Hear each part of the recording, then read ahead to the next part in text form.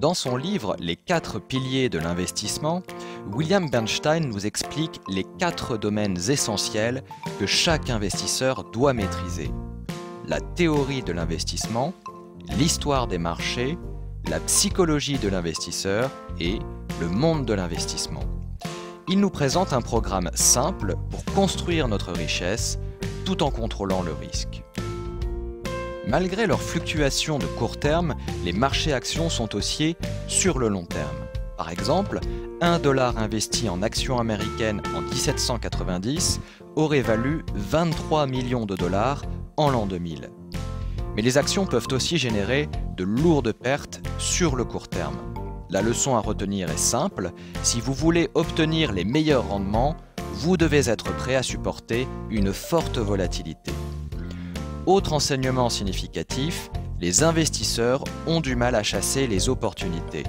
Ils approchent les marchés actions en achetant au plus haut et en revendant au plus bas. Pourtant, le bon sens voudrait qu'ils agissent à l'inverse. Vous achetez votre kilo de tomates lorsqu'il coûte 3 €, vous achetez autre chose lorsqu'il coûte 10 €. C'est aussi simple que ça. Dernier enseignement, les pires entreprises font les meilleurs investissements. Contrairement à ce que vous pensez sans doute, ce sont les entreprises les moins bien gérées qui rapportent le plus sur les marchés boursiers. Pour gagner de l'argent en tant qu'investisseur, vous devez étudier l'histoire financière. Les marchés actions peuvent se comporter de manière irrationnelle et défier toute logique. La bulle Internet de 1999 et 2000 a été un épisode de l'histoire boursière particulièrement instructif. Une entreprise comme ICG a été introduite en bourse en 1999 à 6 $ l'action, monta jusqu'à 212 $ l'action, puis plongea à moins de 1 $.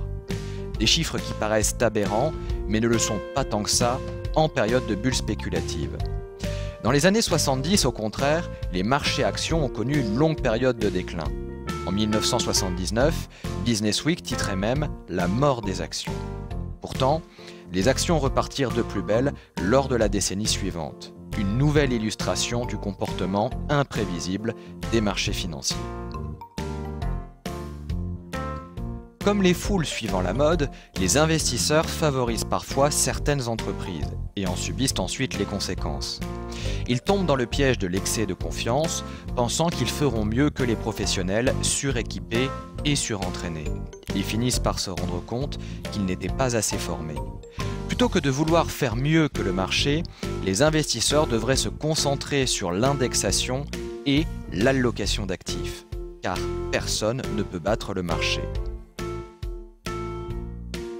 Le monde de l'investissement est rempli de prédateurs financiers.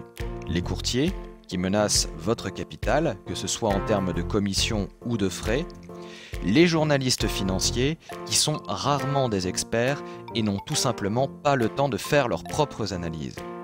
Pour survivre dans la jungle boursière, faites vos devoirs et aiguisez votre esprit critique. Alors si vous avez aimé cet épisode de l'EFP Vidéo Show, n'hésitez pas à cliquer sur j'aime.